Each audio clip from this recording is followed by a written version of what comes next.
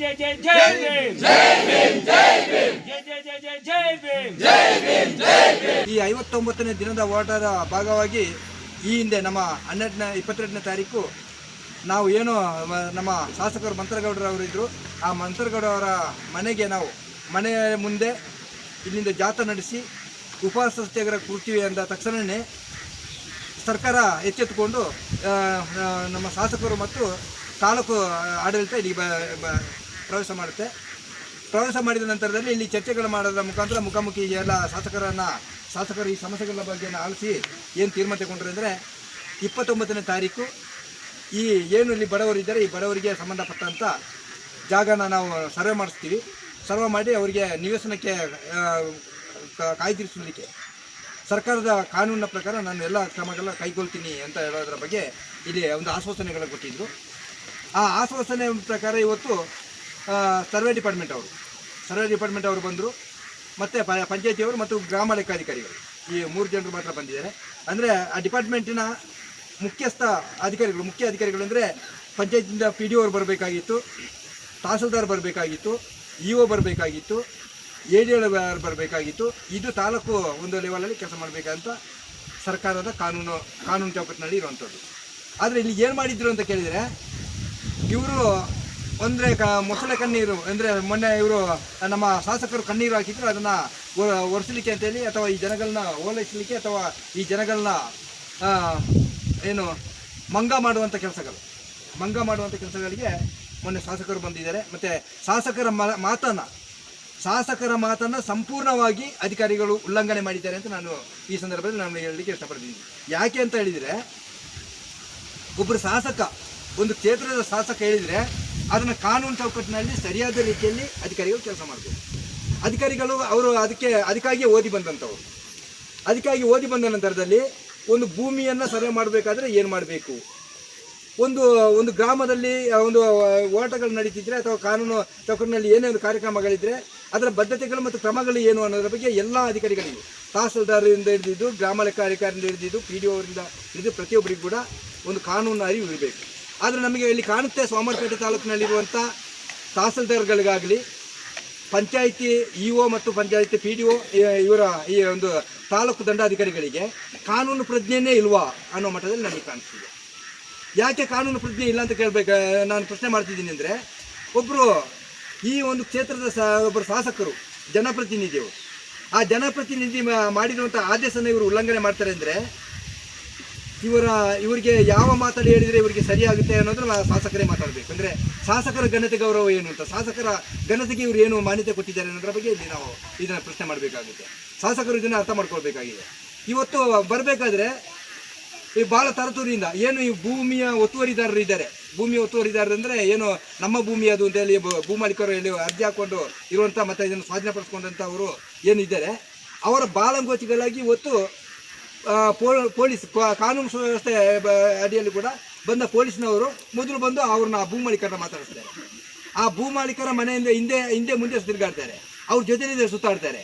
ಅಧಿಕಾರಿಗಳು ಇನ್ನೂ ಕೂಡ ಅವರು ಬಂದ ತಕ್ಷಣವೇ ಅವ್ರನ್ನ ಟೀ ಕುಡಿಸುವಂಥದ್ದು, ಕಾಫಿ ಕೊಡುವಂಥದ್ದು, ಅವರಿಗೆ ಮಧ್ಯಾಹ್ನದ ಊಟದ ವ್ಯವಸ್ಥೆಗಳನ್ನ ಮಾಡುವಂಥದ್ದು, ಇದನ್ನೆಲ್ಲನೂ ಕೂಡ ಅವ್ರ ಕಡೆಯಿಂದ ಮಾಡಲಿಕ್ಕೆ ಪ್ರಯತ್ನ ಪಡ್ತಿದ್ದಾರೆ. ಇದರ ಹುನ್ನಾರ ಏನು, ಇದರ ಉದ್ದೇಶಗಳೇನು? ಇವರು ಯಾರ ಗುಲಾಮರಾಗಿದ್ದಾರೆ? ಈ ಅಧಿಕಾರಿಗಳಿಗೆ ನಾಚಿಕೆ ಏನಾದರೆ ಆಗಲ್ವಾ? ಇವರಿಗೆ ಕಾನೂನು ಅನ್ನೋದ್ರ ಬಗ್ಗೆ ಅರಿವಿಲ್ಲ. ಕಾನೂನು ಅರಿವಿದ್ದಿದ್ರೆ ಇವರು ಈ ರೀತಿ ಯಾಕೆ ಮಾಡಬೇಕಾಗಿತ್ತು? ಇವರು ಯಾರ ಪರ ಇದ್ದಾರೆ ಅನ್ನೋದನ್ನು ಶಾಸಕರು ಪ್ರಶ್ನೆ ಮಾಡಬೇಕು. ಇದನ್ನು ಪ್ರಶ್ನೆ ಮಾಡಬೇಕಾಗಿದ್ದು ಶಾಸಕರಿಗೆ ಇದು ನಿಜವಾಗಲೂ ಮುಖಭಂಗ ಆಗುವಂಥದ್ದು. ಇದು ಇಷ್ಟು ಸಾವಿರಾರು ಜನಗಳು ಇವತ್ತು ಬಡವರು ಇಲ್ಲಿ ಬಂದು ನಿಂತ್ಕೊಂಡಿದ್ದಾರೆ. ಸಾವಿರಾರು ಬಡವರ ಸಮಸ್ಯೆಗಳನ್ನ, ಸಾವಿರಾರು ಬಡವರ ಒಂದು ಅನ್ನದ ಅಂದರೆ ಅವ್ರು ದುಡಿಯುವಂಥ ಆ ಕೂಲಿ ಕೆಲಸಗಳನ್ನ ಬಿಟ್ಟು ಅವರು ಅಲ್ಲಿ ಬಂದು ನಿಂತ್ಕೊಂಡಿದ್ದಾರೆ. ಇವರ ಮಾತಿಗೆ ಬೆಲೆ ಕೊಡದಂಥ, ಇವರ ಒಂದು ಶ್ರಮಕ್ಕೆ ಬೆಲೆ ಇಲ್ಲದಂಥ ರೀತಿಯಲ್ಲಿ ಶಾಸಕರು ನಡ್ಕೊಳ್ತಿದ್ದೀರಿ. ಶಾಸಕರೇ ದಯವಿಟ್ಟು ಅರ್ಥ ಮಾಡ್ಕೊಳ್ಳಿ. ನೀವು ಇದನ್ನು ಮತ್ತೊಂದು ಸಾರಿ ನಿಮ್ಮ ಗಮನಕ್ಕೆ ತರ್ತಿದ್ದೀವಿ. ನಾವು ಏನೋ ನಮ್ಮ ಈ ಬಡವರ ಹೋರಾಟಗಳನ್ನ ನೀವು ದಿಕ್ಕು ತಪ್ಪಿಸಲಿಕ್ಕೆ ಪ್ರಯತ್ನ ಪಟ್ಟರೆ ನಿಮ್ಮ ದಿಕ್ಕು ತಪ್ಪುತ್ತೆ. ನೀವು ದಯವಿಟ್ಟು ಅರ್ಥ ಮಾಡ್ಕೊಳ್ಳಿ. ಜನಗಳ ತಾಳ್ಮೆಗಳನ್ನ ಪರೀಕ್ಷೆ ಮಾಡಬೇಡಿ. ನಿಮ್ಮ ಅಧಿಕಾರಿಗಳಿಗೆ ಸೀರಿಯಸ್ ಆಗಿ ಮಾತಾಡಿ. ನಿಮಗೆ ಸೀರಿಯಸ್ ಆಗಿ ಮಾತಾಡಲಿಕ್ಕೆ ಸಾಧ್ಯ ಆಗಲ್ವಾ? ದಯವಿಟ್ಟು ಸೀರಿಯಸ್ ಆಗಿ ಹೇಳಿ. ಅಲ್ಲಿ ಏನು ತೀರ್ಮಾನ, ಅಲ್ಲಿ ಏನು ಹೋರಾಟ ಮಾಡ್ತಿದ್ದಾರೆ ಅವರಿಗೆ ಕಾನೂನುಬದ್ಧವಾಗಿ ನೀವು ಮಾತಾಡ್ತೀರಿ. ಕಾನೂನುಬದ್ಧವಾಗಿ ಮಾತಾಡ್ತೀರಿ, ಮತ್ತೊಂದು ಕಡೆ ಹೇಳ್ತಾರೆ ನೀವು ಈ ಬಡವರೆಲ್ಲ ಇಲ್ಲಿನವರು ಅಲ್ಲ ಅಂತ. ತುಂಬ ಬೇಜಾರಾಗಿರುವಂಥ ವಿಚಾರ ಅದು. ಶಾಸಕರೇ, ನೀವು ಮತ್ತೊಂದು ಸರಿ ಅದನ್ನು ಅರ್ಥ ಮಾಡ್ಕೊಳ್ಳಿ. ನೀವು ಓಟು ಕೇಳುವಾಗ ನೀವು ಈ ಜನಗಳು ನಿಮ್ಮವರು ಅಲ್ಲ ಅಂತ ಆಗಿದ್ರೆ ನೀವು ಓಟಿಗೆ ನಿಲ್ಲಬಾರ್ದಾಗಿತ್ತು. ನೀವು ಓಟು ತಗೊಂಡ ನಂತರದಲ್ಲಿ ನೀವು ಕಾರ್ಮಿಕರು, ನೀವು ವಲಸೆ ಬಂದವರು ಅಂತ ಮಾತಾಡೋದಾದರೆ, ನೀವು ಆಯ್ಕೆ ಇವತ್ತು ನೀವು ಶಾಸಕರಾಗಿ ನಿಂತಿರೋದು 3 ವರ್ಷ ಮಾತ್ರ ಆಗಿರೋದು. 3 ವರ್ಷಕ್ಕೆ ಮೊದಲು ಬಂದ 3 ವರ್ಷಕ್ಕೆ ಮೊದಲೇ ಬಂದವರು ಅಥವಾ 3 ವರ್ಷದ ನಂತರ ಬಂದವರು ಅಂತ ನೀವು ಅರ್ಥ ಮಾಡ್ಕೊಳ್ಬೇಕು. 100 ವರ್ಷದಿಂದ ಇಲ್ಲಿ ವಾಸ ಮಾಡ್ತಿರುವಂಥ ಬಡವರಿಗೆ ನೀವು ವಲಸಿಗರು ಅಂತ ಮಾತಾಡೋದಾದರೆ, ನೀವು ಯಾವ ಆಧಾರದ ಮೇಲೆ ನೀವು ಕೂಡ ಇಲ್ಲಿನವರು ಅಂತ ಹೇಳಬೇಕು? ನಿಮ್ಮನ್ನು ಕೂಡ ನಾವು ಪ್ರಶ್ನೆ ಮಾಡಬೇಕಲ್ವಾ? ನೀವು ಕೂಡ ವಲಸೆ ಬಂದವರು ತಾನೆ. ನಾವು ವಲಸೆ ಬಂದ ಶಾಸಕರನ್ನು ನಾವು ಎಲ್ಲರೂ ಓಟ್ ಕೊಟ್ಟು ಗೆಲ್ಲಿಸಲಿಲ್ವಾ? ಇವತ್ತು ನಿಮಗೆ ಅಧಿಕಾರ ಬಂದಿದೆ ಅಂದಾಗ ನೀವು ಈ ರೀತಿ ಮಾಡೋದು ನ್ಯಾಯನಾ? ನೋಟಿಸ್ ಮಾಡಿದವರು ಹೋಗಿದ್ರು. ಇವತ್ತು ನೋಡಿ, ಅಲ್ಲಿ ಹೋದ ನಂತರದಲ್ಲಿ ಅಲ್ಲಿ ತೋಟದ ಭೂಮಾಲೀಕರು ಅವ್ರನ್ನ ತಡೆ ಹಿಡಿದಿರು, ಗಲಾಟೆಗೆ ನಿಂತರು. ಜನಗಳ ಆಕಸ್ಮಿಕ ಗಲಾಟೆ ಆಗಿದ್ದರೆ ಇದಕ್ಕೆ ಹೊಣೆಗಾರರು ಯಾರು?